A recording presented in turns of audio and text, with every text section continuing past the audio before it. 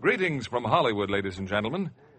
Travel by train, ship, or plane usually puts us in the mood to be kind to strangers. A question which would ordinarily receive a courteous but unencouraging answer is almost welcomed when we find ourselves in strange surroundings without the security of friendly conversation. It's a commendable custom, but at times may lead to unexpected and terrifying complications, as our stars tonight are about to portray. Ray Milland and Frank Lovejoy, who are the strangers on a train, and Ruth Roman, who recreates her starring role. Not only was this Warner Brothers picture directed by that noted master of suspense, Alfred Hitchcock, but one of the major roles was played by his daughter, Patricia Hitchcock, and we're happy that Patricia could appear tonight in her original part in Strangers on a Train. I'm sure there are no strangers in our audience to the improving qualities of Lux toilet soap as a beauty care, because Lux facials are the daily companions of lovely ladies who know they can depend on Lux soap for the complexion care that leaves their skin lovelier. Here's Strangers on a Train, starring Ray Milland as Guy Haines, Ruth Roman as Ann Morton, and Frank Lovejoy as Bruno Antony, with Patricia Hitchcock as Barbara.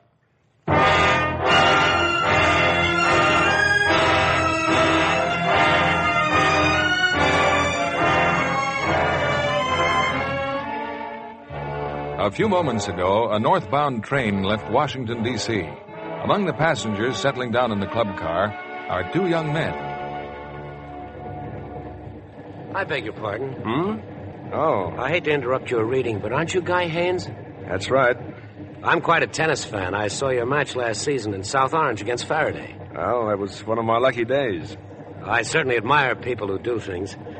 By the way, my name is Antony, Bruno Antony. How do you do? Well, I guess you want to get back to your book. You go ahead and read.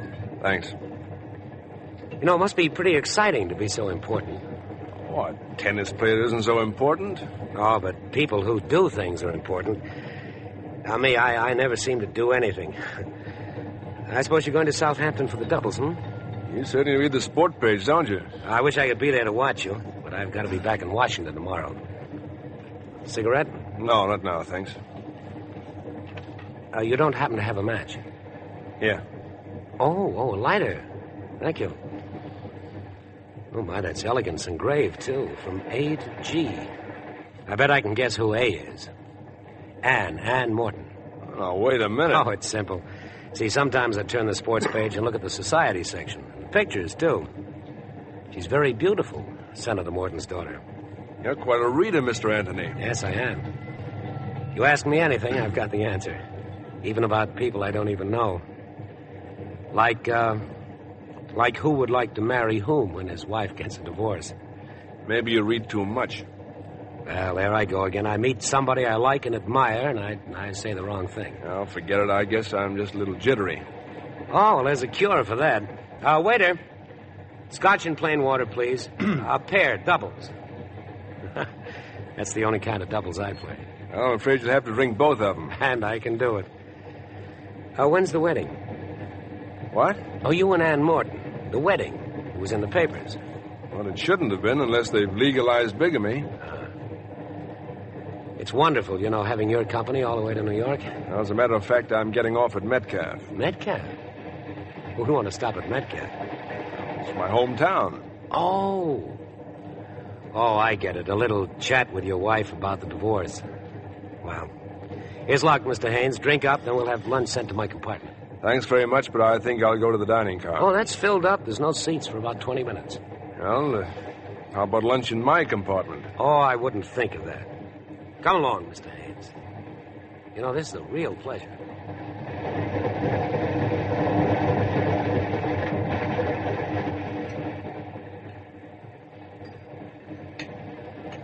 And all told, I went to 3 different colleges. I got kicked out each time. Drinking and gambling, not like you, huh, Guy? All right, so I'm a bum. Who said you were? Oh, my father. He hates me. With all the money he's got, he thinks I ought to punch a time clock somewhere and work my way up selling paint or something. Well, I think possibly he's... I hate him, too. I tell you, I get so sore at him sometimes, I want to kill him. I don't think you know what you want. Well, I want to do something and everything. You know, I've got a theory you should do everything before you die. Have you ever driven a car blindfolded at 150 miles an hour? No, not lately. Well, I did. Flew a jet plane, too. Man, what a thrill. Almost blew the sawdust out of my head. Say, what are you trying to prove? Well, I'm not like you, Guy. You're lucky and you're smart. First of all, you're a wonderful tennis player. On top of that, you've got a swell job. Assistant to a United States senator. And on top of that, you're going to marry the boss's daughter. Makes a nice shortcut to a career, doesn't it? Marrying the senator's daughter's got nothing to do with it. Oh, now take it easy, Guy. I'm your friend. Remember, I like you. I'd do anything for you. Look, we'll be stopping soon, and I've got to change trains. Oh, yes, that's right, Metcalf. What did you say her name was? Your wife's? Miriam. Miriam. I suppose she played around a lot, huh? Skip it, Bruno. Okay. Say, want to hear one of my ideas for a perfect murder? Murder? Look, I may be old-fashioned, but I thought it was still against the law. Well, what's a life or two? You know, some people are better off dead. Someone like your wife and my father, for instance. Now, let's say that you'd like to get rid of your wife.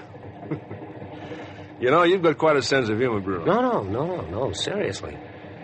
Let's say that you had a very good reason to want her dead. But you'd be afraid to kill her, and you know why? You'd be caught. What would trip you up? The motive. Now, here's my idea. I'm afraid I don't have time to listen. Oh, it's so simple, too. Two fellows meet accidentally, like you and me here on the train. No connection between them at all. They never even saw each other before. But now each one has somebody that he'd like to get rid of. So they swap murders. Swap murders? Each fellow does the other fellow's murder. There's nothing to connect them. Each one has murdered a total stranger, like you do my murder and I do yours. You're coming into my station. For example, your wife and my father. Crisscross. What? Yes, we do talk the same language, don't we? Thanks for the lunch, Bruno. I'm glad you enjoyed it. Think my theory's okay, huh, Guy? You like it? Sure. You got some great ideas. Nice meeting you. Good luck at Southampton, Guy. You bet I got some great... Oh, Guy, your lighter. You forgot your cigarette lighter. Huh. From A to G. I'll send it to him sometime. Yes, I must send it to him sometime.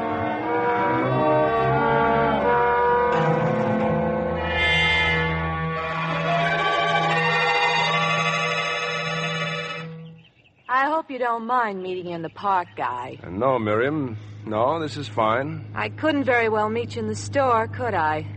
I arranged to take my lunch hour later. You looking well, Miriam? So are you. You got a nice tan playing tennis with all your rich friends. When can we see your lawyer? What's your hurry, Guy? You know, I think you're handsomer than ever. You know, I think it's pretty late to start flirting with a discarded husband. Now, let's see your lawyer and get this over with. Did you bring the money? Lawyers are expensive. It's in this envelope. Here. Thanks. You know, if I'd have known that you'd start doing so well, I wouldn't have run out on you. What are you trying to say, Miriam? I got a big surprise for you. I'm not getting a divorce. But it's what you've wanted. That's all you've been harping about for more than a year. It's a woman's privilege to change your mind. Now, I can buy some pretty clothes. I wouldn't want you to be ashamed of me in Washington. What's that supposed to mean? Don't look so mad, Guy. You always smile when you have your picture taken for the newspapers, especially when Ann Morton's hanging on your arm. Let's not talk about Ann Morton. Well, you can throw all your little dreams about her right in the ash can and make a real pretty story, wouldn't it? The senator's daughter all involved with a married man. What's happened, Miriam? Your boyfriend run out on you? No man runs out on me, Guy, not even you. Just get one thing straight. I never want to see or hear of you again. I could be very pathetic in a courtroom, Guy. The poor, deserted little wife. Better think it over, honey. I'm warning you, Miriam. Either we go ahead with a divorce or I wish I had time to listen to you, Guy, but I've got to get back to work. I'll see you in Washington in 2 weeks.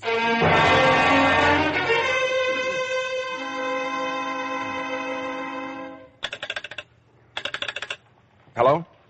Hello, operator. I have your party now, sir. Go ahead, please. Hello? Guy, is that you? Ann? Hello, darling. Where are you? I'm in Metcalf. Oh, then you've seen Miriam. Guy, did Did everything go all right? No.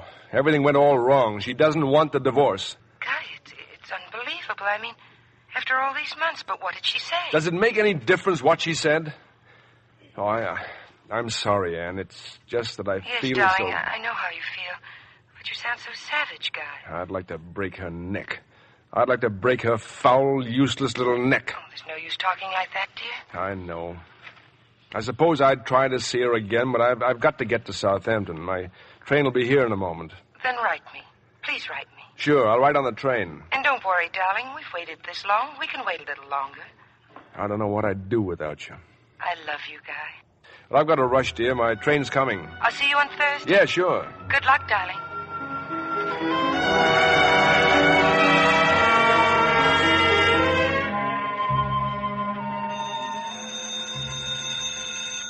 Hello? Guy, this is Bruno. How are you, Guy? Who? Who'd you say this was? Bruno Antony. Don't you remember, on the train? Oh, yes. I would have called you sooner, but the operator had a little trouble finding you in Southampton.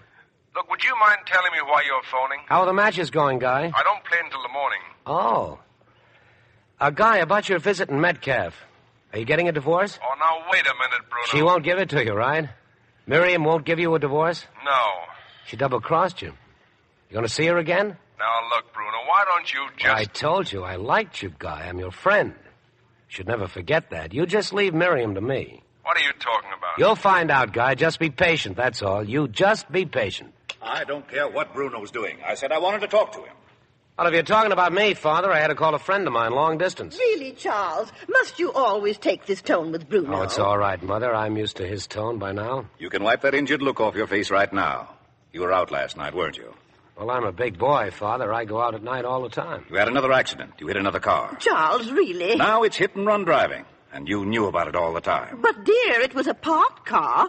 No one was in it. Why don't you tell that to the police? Well, they won't do anything to Bruno. This was the last time, Eunice. So help me, I'll never lift a finger for him again. It's all right, Mother. No, dear. You know I can't stand to see you crying.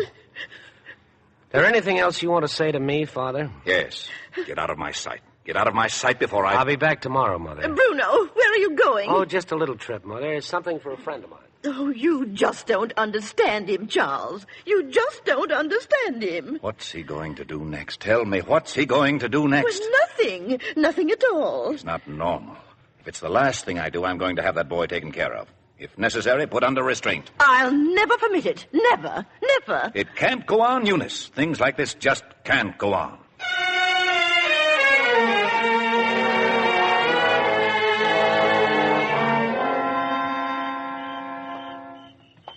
Guy. Over here, Guy. Well, hello. Bruno? That's right, Guy. How are you? What are you doing here? At this time of night? I was waiting for you to get back to Washington. I thought of meeting you at the station, but then I figured this might be better here in front of your apartment. Now, look, it's 1 o'clock in the morning, You and don't I'm... seem very pleased to see me. Would you mind telling me what this is all about? Oh, I just come back from Metcalf, Guy. I brought you a little present. See, it's a pair of glasses. You didn't tell me that Miriam wore glasses. You've seen Miriam? Oh, it was very quick, Guy. She wasn't hurt in any way. It was all over in no time. What are you trying to tell me? I knew you'd be surprised. Nothing for us to worry about either. Nobody saw me. Only Miriam. I was very careful, Guy. Even when I dropped your cigarette lighter, I went right back and picked it up. Cigarette light? Why, you maniac. Guy, we planned it on the train together. You wanted it, you remember? Where are you going? Where do you think I'm going? I don't believe you, but I'm going to call the police just the same. Oh, you can't, Guy. We'd both be arrested for murder.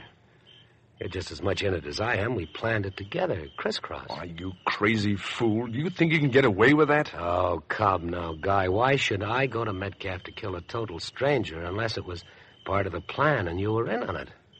You're the one who benefits, Guy. I didn't even know the girl. But if you go to the police now, you'll just be turning yourself in as an accessory, you see. You had the motive. You crazy fool. You must be tired. I know I am. I've had a strenuous evening. I got to talk to you about my father. I've done my part. Now you'll do yours. Shut up. We have to arrange things. Get away from me before I... Oh, Guy, you're not yourself. Now, when you think things over, you'll see that I'm right. Tomorrow we can... I don't know you. I never saw you before, and I never want to see you again. Your lighter, Guy. The one that Anne gave you. You left it on the train. Don't you even miss it? Give it to me, Bruno. Give me that lighter. I don't have it, Guy. That is, I don't have it with me. Well, as I said, we can arrange everything tomorrow.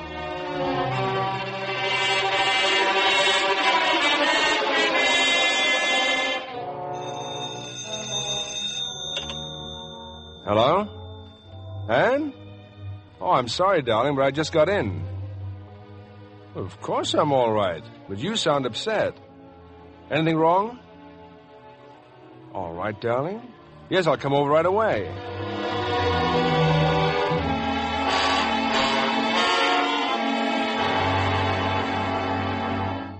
Thanks for coming over, darling. Anne, what is it? You're trembling. I wonder if you know how much I love you. Come along, Guy. Father and Barbara, they're waiting in the library. Thought we might be alone, Guy, but Anne insisted, and so did Barbara. Now, really, Daddy, if I'm going to be Guy's sister-in-law, the least I can do is stay. Sit down and keep quiet. Guy, we wouldn't have called you at this hour if it weren't important. It's about your wife. Miriam? What about her, sir? I'm sorry to be the one to tell you. She's been killed, Guy. Murdered. The police have been trying to locate you everywhere. You're to call headquarters in Metcalfe. Miriam. Murdered. Tonight about 9 o'clock, she was strangled.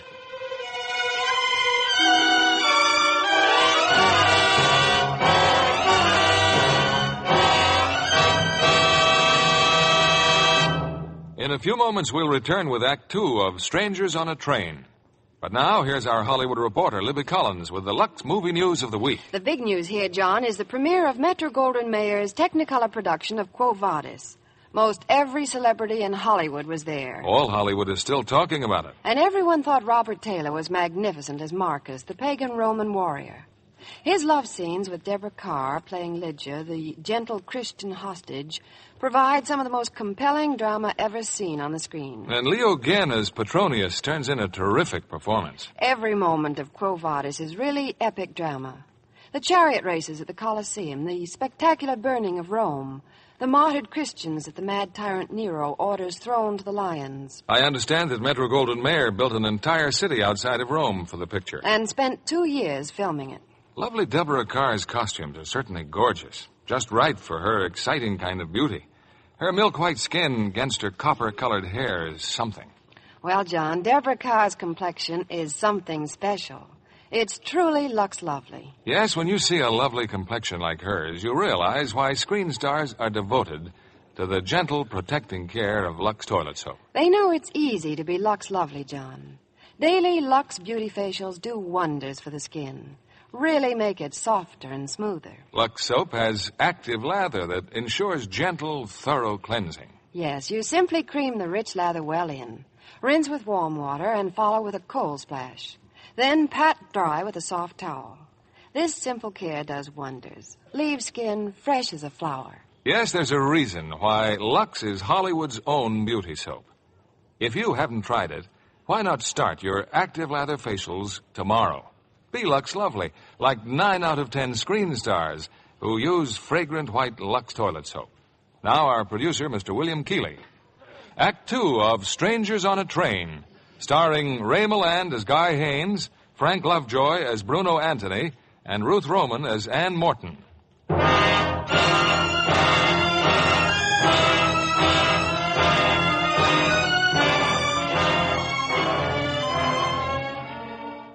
20 minutes ago, on a street corner, Guy Haines listened to Bruno Antony tell an incredible story of how he had murdered Guy's wife. And now, in Senator Morton's home, Guy learns that Bruno's fantastic report is completely true. It happened in an amusement park, Guy. Some sort of lover's lane, I believe. Terrible. Apparently, she'd gone there with some other people. 2 of the young men found her.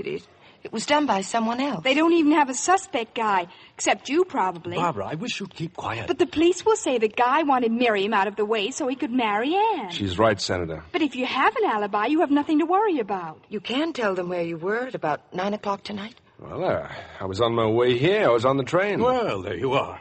Who saw you? Did you speak to anyone? You need a witness. Yes. Yes, I did speak to someone. He was the only other passenger in the club car. Someone you know? No. No, he said his name was Collier or Collins or something. Said he was a professor at Delaware Tech. He'd been drinking. Drinking? Yeah, had been to some meeting, had a couple of drinks. But he was on the train. He saw you. Then everything's all right. He'll still have to answer some questions. It's a dreadful business. Dreadful. Poor, unfortunate girl. Miriam was rotten. She was a human being. Father, it's getting late and Guy looks so tired. Of course. Well, you two, now you can be married right away. Think of it. You're free. You won't forget to phone the Metcalf police guy. Captain Turley. Yes, sir. Good night, Senator. Good night, Barbara. I still think it'd be wonderful to have a man love you so much he'd kill for you. You know, I kept saying over and over again I was being silly, Guy. But there was one horrible moment tonight when the news came through. I kept remembering what you said on the phone for Metcalf after you'd seen her. That I could break her neck? No, don't even say it. Forget you ever said it. And there was something even more terrifying than the murder itself. The horrible thought that if you had anything to do with it, Anything to do with it? We'd have to be separated, perhaps forever. I couldn't stand that, Guy. I couldn't bear it. Anne, you don't think that I... Oh, no, darling, no, of course not. Just hold me, Guy. Just hold me.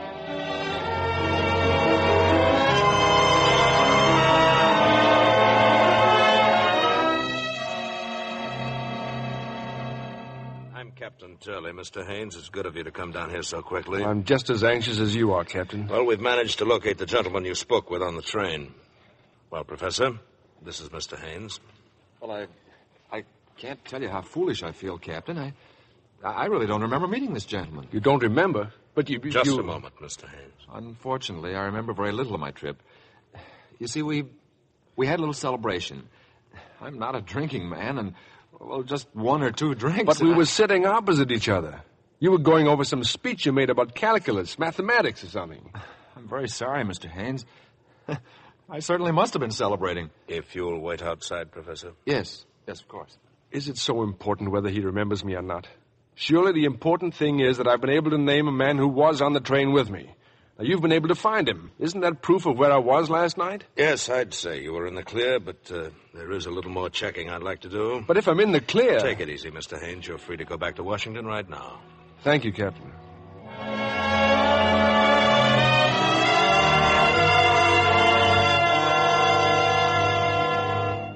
Then the police verified his alibi, Father, and said he could go.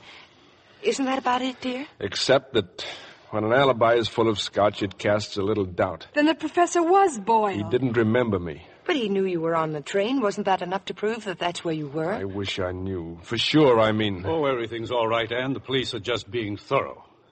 What's your next move, Guy? Well, whatever it is, the police will know about it. Take a look out the window. My guardian angel. Why, Guy, you're being tailed. That's Detective Leslie Hennessy. He works 16 hours a day. Someone named Hammond takes over for the next 8. As a matter of fact, Hennessy seems like a pretty nice fellow. For your own peace of mind, Guy, perhaps if you worked here at the house for the next few days, well, it would be less embarrassing for you. It would be less embarrassing for you, sir, if I resigned as your assistant. That's ridiculous. Of course it is. Besides, don't you have to play in the tennis tournament? I'm withdrawing. But wouldn't it look awkward if you suddenly canceled all your plans? Father's right, Guy. You've got to go on as though nothing had happened. Escorted by Mr. Hennessy. I beg your pardon? What is it, Bessie? A telephone from Mr. Haines, miss. They say it's urgent. Oh, you can take it right there, Guy. Huh? Oh, yeah. Hello? Hello, Guy. This is Bruno. I was hoping you'd call me before I had... What's the matter? Must have been some mistake. Wasn't for me.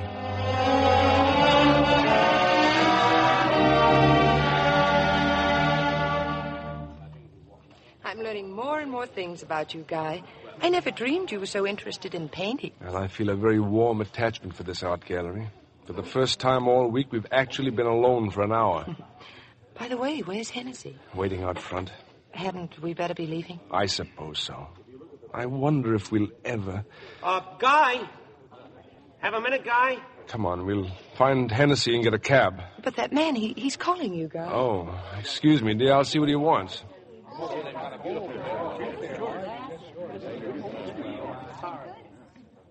Sorry to have to follow you here, Guy. Will you stop pestering me? You never even answered my note. For the last time, Bruno. You're spoiling everything. You're making me come out in the open. Why didn't you call me?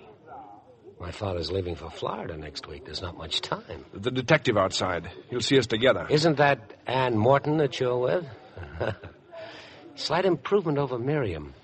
Eh, Guy? I'm telling you to stay away from me.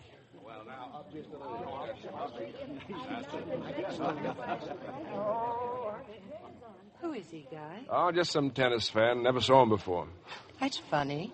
Funny? I mean, I saw him yesterday. Where? Well, he was at the tennis club watching you practice. Oh. He was sitting with Mr. and Mrs. Darville. He must be very amusing. He had them in stitches most of the time. Who were the Darvilles? Oh, he's connected with the French embassy. You'll meet them tomorrow night, darling. They'll be at the party. Oh, yeah. Yes, the party. And do you really think I should be there? But I thought we settled that, dear. Of course you should be there. He's watching us, Guy, that man. Come along, dear. Let's go home.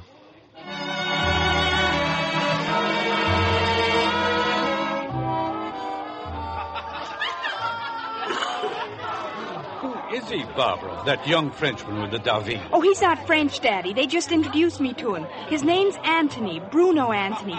Doesn't he look interesting? Why is he looking at you? Daddy, not so loud. He's coming over here. Oh, this is my father, Mr. Antony. Well, I'm delighted to meet you, Senator. How do you do? Oh, it's a wonderful party, sir. You know, sometime I'd like to talk to you about my idea for harnessing the life force. It'll make atomic power look like the horse and buggy. Well, I'm sure I'm already developing my faculty for seeing millions of miles. Senator, can you imagine being able to smell a flower on the planet Mars? I'd like to have lunch with you someday soon, sir, and tell you more about it. I'll see you later, won't I? That'll be fine. Later, yes. I still don't remember inviting that young man. I told you, Daddy. The Darvilles just brought him along. Just a minute, Barbara. Where are your glasses? My glasses? You're supposed to wear glasses, Barbara. Oh, but Daddy, even at parties... Not another word. Get your glasses and put them on.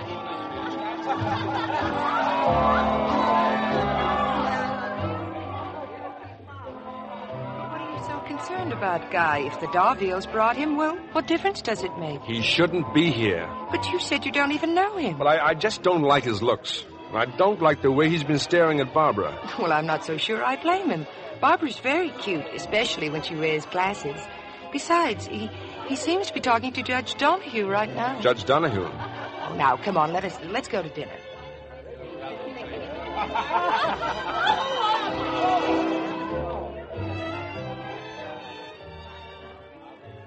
There's something else that I want to ask you, Judge Donahue.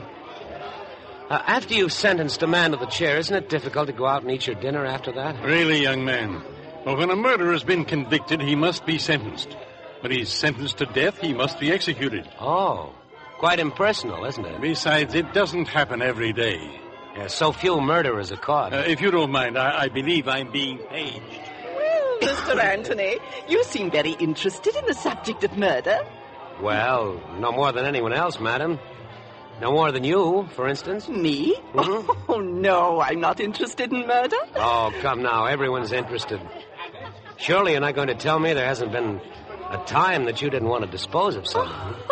Good heavens, no. You mean to tell me there wasn't a tiny moment when you were made very angry? Well, What did you say? Well, there you are, you see? There you are. Now you've decided to commit a murder. How would you plan to do it? I didn't get your name. Mrs. Cunningham. Well, Mrs. Cunningham, how will you do it? Well, I suppose I'd have to get a gun from somewhere. Oh, no, Mrs. Cunningham. Bang, bang, bang all over the place and blood everywhere? Well, what's your idea, Mr. Antony? Well, I have the best way and the best tools. Yes? My two hands. It's simple. Silent, and it's quick. Why, of course. Oh, you must be very strong, Mr. Antony. Well, let me show you what I mean. Uh-huh. You don't mind if I borrow your neck for a moment, do you? That's so silly. Very well. Go ahead. Now watch what I'm doing. Uh-huh. And when I nod my head, you just try to cry out. Yes. And I'll bet you won't be able to make a sound.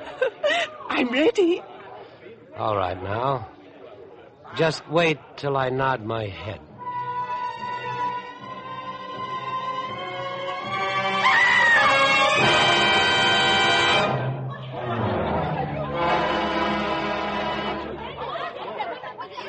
all right, Father. Mrs. Anderson's with her and Judge Donahue. They're up in the bedroom. But Mrs. Cunningham, what happened? How could he have choked? Well, I don't know for sure. Mrs. Anderson thinks they were playing some sort of game, and then when Bessie screamed, he fainted. Where is he, Anne? Where's Anthony? Guy took him into the study. Then tell Guy to get him out of here as soon as he can. This is a nice item for the gossips. Well, I better get back to the guests.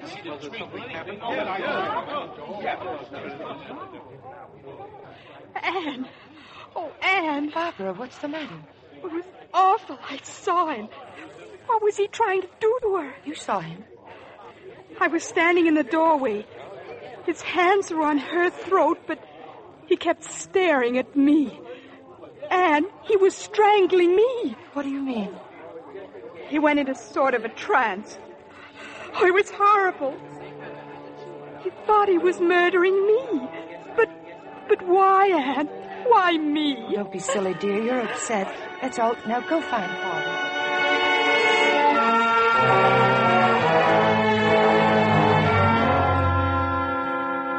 What happened, Guy? I fainted, didn't I? I started getting so dizzy. You mad, crazy maniac. You ought to be locked up. Will you get out of here now and let me alone? But, Guy, I like you. Now we've got to talk about my father. You promised to... You shouldn't have done that, Guy. You shouldn't have hit me. Maybe that'll knock a little sense into you. Do you have a car here? Yes, it's outside. It's down the block. Come on, we'll go out the back way. Guy, did he leave? Anne? I didn't mean to startle you, dear. He has left. Yes. Anne, why'd you come out here? I had to talk to you. Yesterday at the art gallery, that wasn't the first time you met Bruno, was it? What makes you say that? I don't know. Guy, what did Miriam look like? But I've told you. I want you to tell me again. Well, she was dark, not too tall, sort of pretty. What else? What else is there? She wore glasses, didn't she? Yes. Barbara wears glasses, too. And Barbara looks something like Miriam, doesn't she? Doesn't she? No. No, not at all. How did you get him to do it, Guy? Get him to do it? He killed Miriam, didn't he? Tell me. Didn't he? Yes. Yes, he's a maniac. I met him on the train going to Metcalf. He had some crazy scheme about exchanging murders. If I do his murder, he'd do mine. What do you mean, your murder? Well, he'd read about me in the papers. He knew about Miriam, about you. You must have known he was talking nonsense. But he wasn't. And now a lunatic wants me to kill his father. Too fantastic. You've known about Miriam all this time. Yes. Why don't you call the police? And have them say what you did? How did you get him to do it? If we could only talk to Father or someone about it. It's no good, Anne. I can't drag anyone else into this. Guy, what are we going to do? I don't know. I don't know.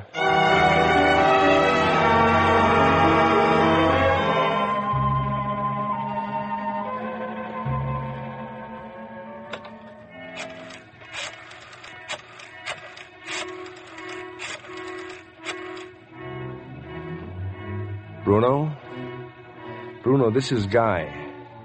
I've decided to do what you want about your father. Yes, I want to get it over with. Detective? Oh, don't worry about Hennessy. There's a way out across the roof here to the next apartment. Does anyone know you've come home? Then you better go out again and stay out until after daylight. I'll be there in 40 minutes.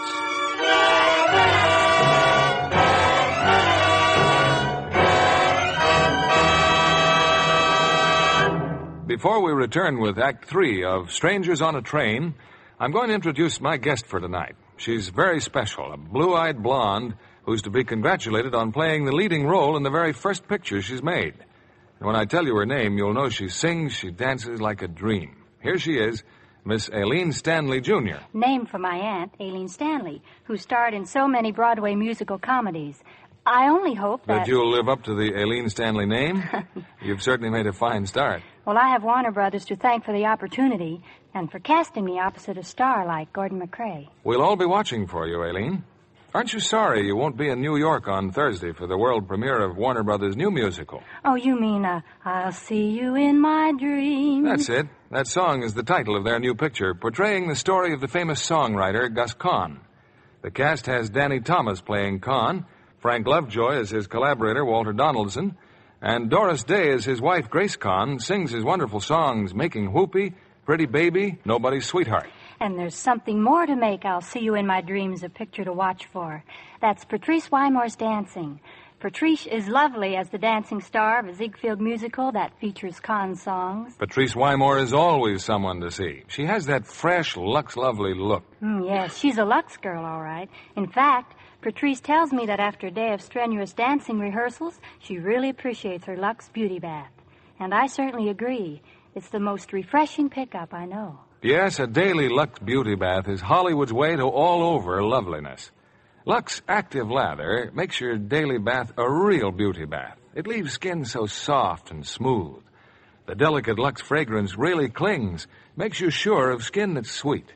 Thank you, Aileen Stanley, Jr., for coming here tonight. Now, here's a suggestion for lovely women everywhere. Tomorrow, get this generous satin-smooth bath cake. You'll delight in the creamy, rich lather, abundant even in hardest water. It leaves your skin really fresh. Lux Lovely all over. 9 out of 10 screen stars use fragrant white Lux toilet soap. We pause now for station identification. This is the CBS Radio Network.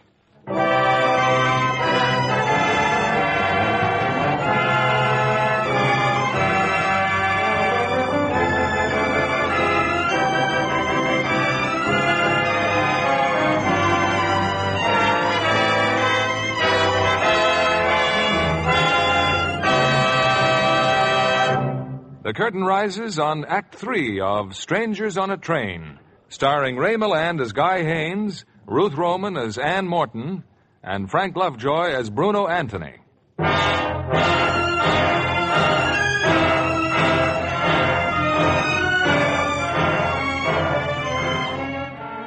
To Guy Haines, there is only one way out. Now, in the quiet of the night, Guy has entered the Antony home. With the key and the map of the house that Bruno sent him, Guy has no trouble finding Mr. Antony's bedroom.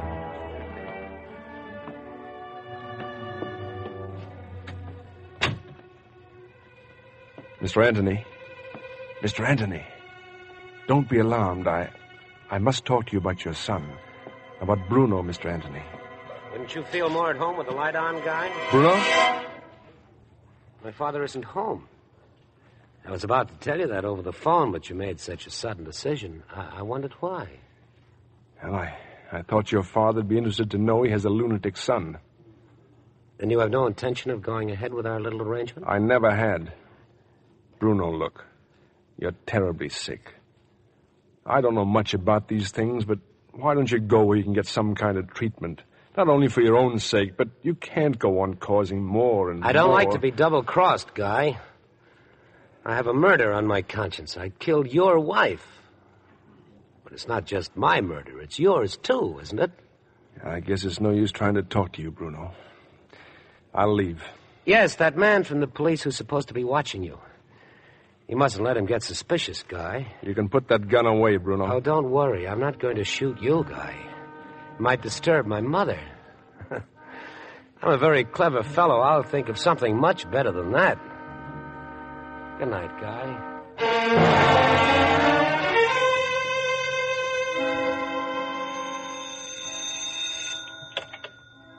Hello? Hello. I'd like to speak to Mrs. Antony, please. Bruno Antony's mother. This is Bruno's mother. I'm Ann Morton, Mrs. Antony. Senator Morton's daughter. Oh, Miss Morton, good morning. How nice of you to call. I'd like to see you, Mrs. Antony, just as quickly as possible. Why, that would be lovely. Do come over, do. Thank you. I'll leave right away.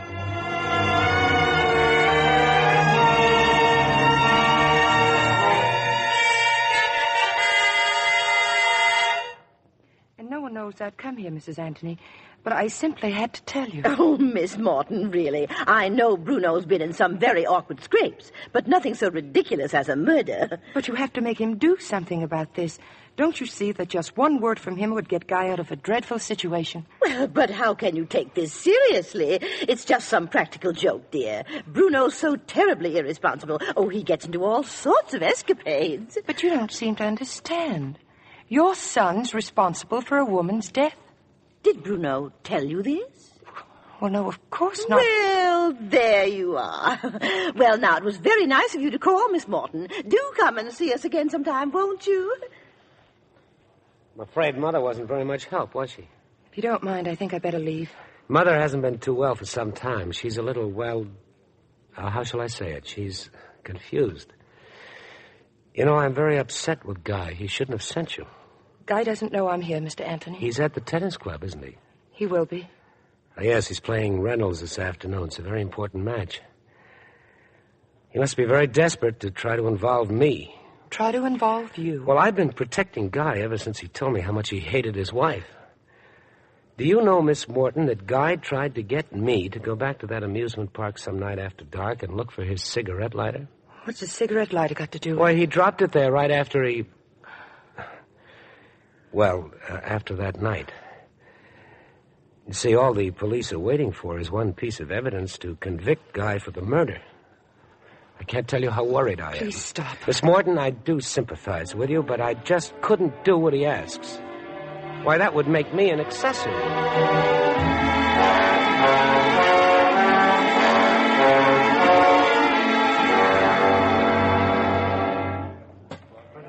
I left his house and came straight here to the club, Guy. You shouldn't have gone there, darling. Well, Bruno told me if the police ever found your lighter there, that's all they'd need.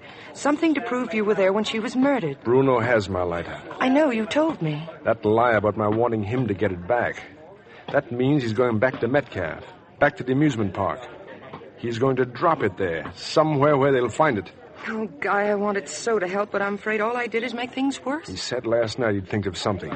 Well, give him credit, he certainly has. Well, you've got to get to Metcalf before he does. You haven't time to play. You better tell them now. No. If I try to avoid this match, Hennessy's bound to get suspicious.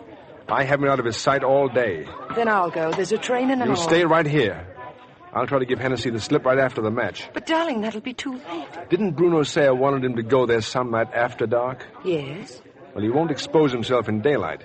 If I can finish off this match, I'll still have time. All ready, Guy. You go on in a few minutes. I'll be right out there. Now, look, Ann. Here's what you better do. Get hold of Barbara. And just as soon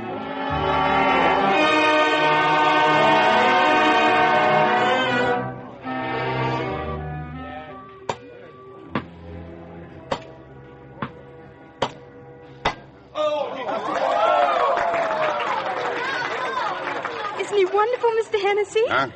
Oh, how are you, Barbara? Oh, this here's Mr. Hammond. Mr. Hammond, this here's the senator's other daughter. Hi. Oh, yes, I've seen Mr. Hammond outside the house. He's a detective, too. You and he take turns, don't you? Yeah, something like that. But if he's your relief man, why would the two of you be here together? Look, you're a nice kid, Barbara. Now, watch him hit the little ball and don't ask so many questions.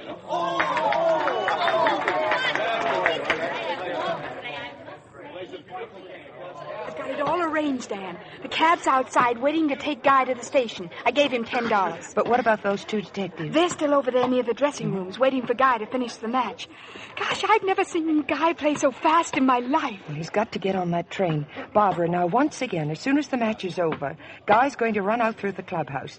Just do your best to delay those detectives from coming after him.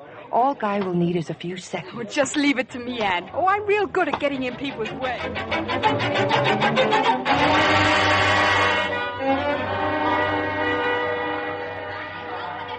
Looks like we're out of luck, Hammond. Haines beat us to it by about 2 minutes.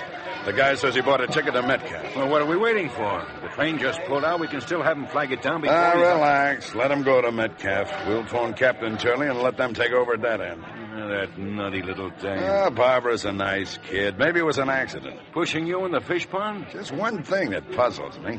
What's Haines' big rush to get to Metcalf? What's he going back for? Come on, Hennessy. Let's phone Turley.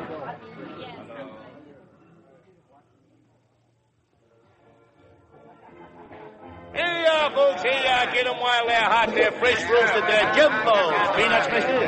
What time does it get dark around here? What's the hurry, Jack? Here you are, folks. Those fresh roasted peanuts. What time does it get dark, I say? Well, hang around, bud. Hang around. You'll find out. Get them right here, folks. Roasted peanuts. How about They're sure doing business down at this end of the park. Are they? Oh, day and night. Ever since that girl got murdered. People want to see the scene of the crime. Oh. Well, where did it happen? Right over there. Them picnic grounds across the lagoon. Lover's Lane.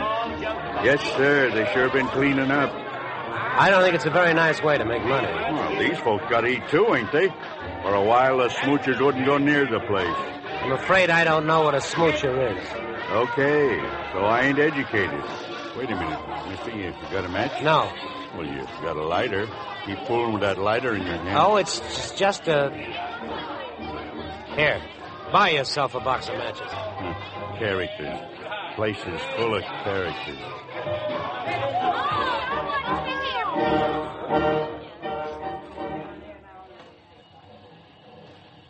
Hello, this is Sergeant Adams. I'm phoning from the station. Put Captain Turley on the phone. This is Turley. Haynes just got off the train, sir. He took a cab. He told the driver to take him to the amusement park. All right, good. Pick up your men and go to the park. I'll take a group from here. We'll be waiting for him. That's all, Adams.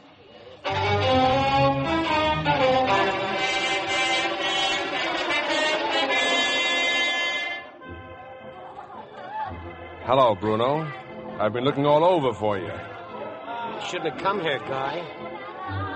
This could be very dangerous for you. It'd be more dangerous if I left you here alone, wouldn't it, Bruno? But this is where it happened, Guy. This is really where it happened. They try to make people believe it happened in the concessions. They figure it'll make more money that way. I came after my cigarette lighter. I want that lighter, Bruno. Don't be foolish, Guy. You're just proving a theory for them. Murderer returning to the scene of his... Give it to me. Give it to me before I... Stand where you are, Haynes. Stand where you are. I've got the man you want right here. He's... Stop him. Stop him. He'll get away. Don't make a move, Haynes, or we'll shoot. He's getting away. I can't let him get away.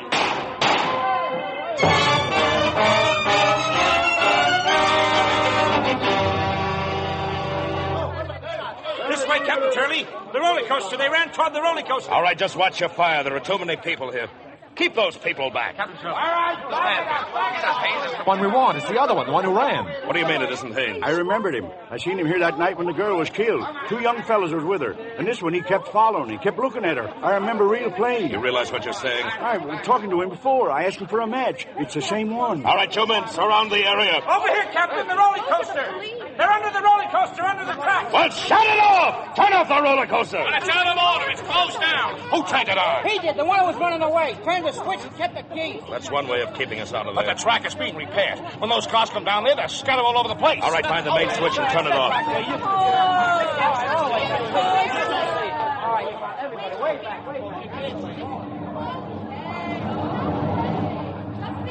Stay where you are, Guy. Don't come any closer. Well, you run to now, Bruno. They're all around here. The police, Bruno. They won't get me, not alive. I've got a gun. That's not for you, Bruno. You're much too clever to use a gun. I'll kill you, and then I'll kill myself. I'll kill you first, and then I'll...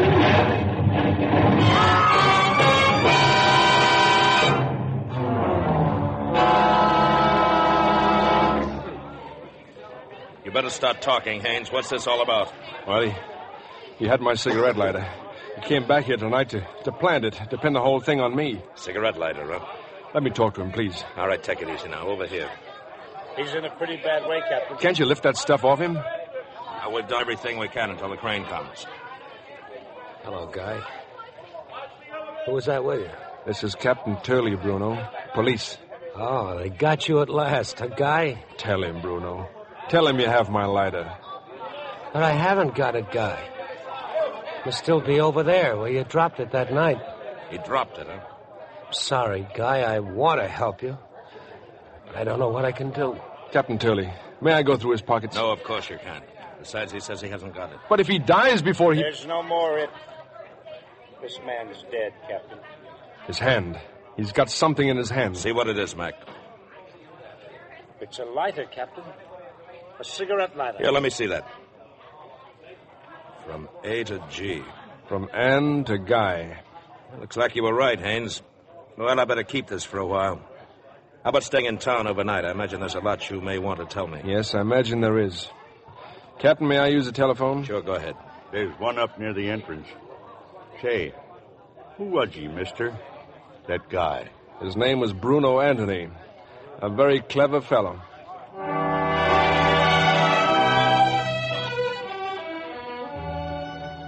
Oh, yes, Guy. Yes, darling. Well, of course I'll be there. I'll leave right away. Father, Barbara, it was Guy. He's safe and he's free.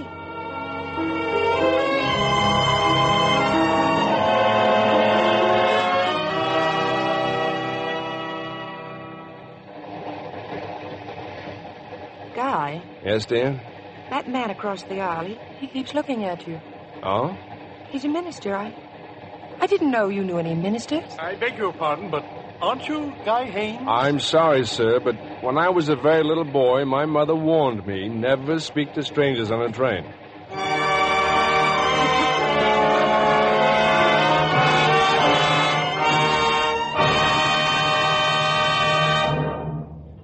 We want you to meet our stars in person, and Mr. Keeley will tell you about next week's show.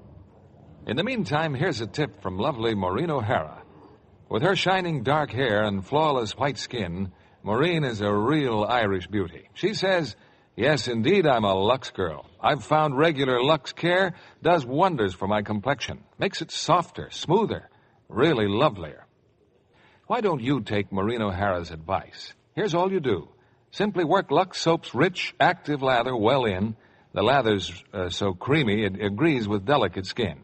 Then rinse with warm water. Splash of cold. Right away, your skin looks fresher, prettier. So try Hollywood's own beauty soap tomorrow. You'll find it's easy to be Lux lovely. 9 out of 10 screen stars are Lux girls.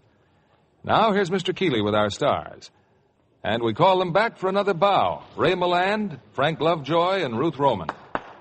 Ray, what have you been doing since we worked together on our latest picture? Well, I liked it so well at Warner's that I've just finished a Cagney production there called Bugles in the Afternoon. In the afternoon? I thought bugles were for early morning. Well, Frank, stories about the U.S. cavalry's continual fights with the Indians, which caused a great deal of bugle blowing back in the 1870s.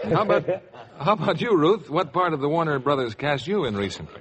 A rather unusual role. I get play myself. And so does Frank Lovejoy. The picture's called Starlift.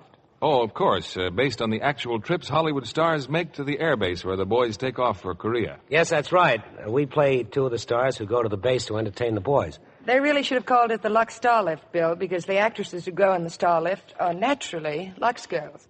Including yourself, of course, says Ray. Certainly, I'm a Lux girl. It's my favorite beauty care. You know, by a happy coincidence, Ray is just about to leave on a starlift of his own, all the way to Alaska to entertain our troops for the holiday. Well, it's a privilege to do so, Bill. The only trouble is, what if they're expecting a Lux girl? Won't be a bit of a disappointment? Well, you would be to me, Ray.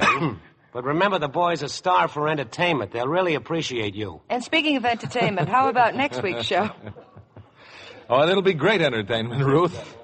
Starring on one of our most popular comedians, a fellow who also spends a great deal of his time entertaining the armed forces, Bob Hope, and as his co-star, glamorous Marilyn Maxwell. We will present them in the Paramount picture Laugh Riot, The Lemon Drop Kid. I hate to miss that one, Bill. Good night. Good night. Good night, and don't talk to any strangers. How would you like double the wear from every pair of stockings you own? Then take this tip from the people who make them. Always wash nylons in Lux. Yes, over 90% of the makers of stockings recommend Lux. Why? Because the Lux way makes stockings last twice as long. Strain tests prove it. No other soap, no suds of any kind, can make stockings last longer. And what's more, new Lux enriched with color freshener keeps colors clearer. Makes stockings look sheerer than ever. It's the stocking care famous Hollywood screen stars insist on for their own glamorous nylons. Get a big box of new Lux with color freshener tomorrow. Give your stockings, all your lovely washables, that bright as new Lux look.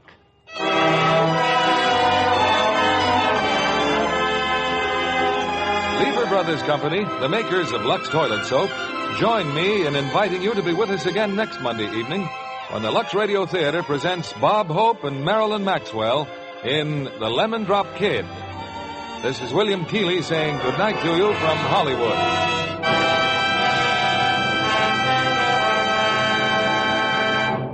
Frank Lovejoy can soon be seen in the Milton Sperling production for Warner Brothers entitled Retreat Hell.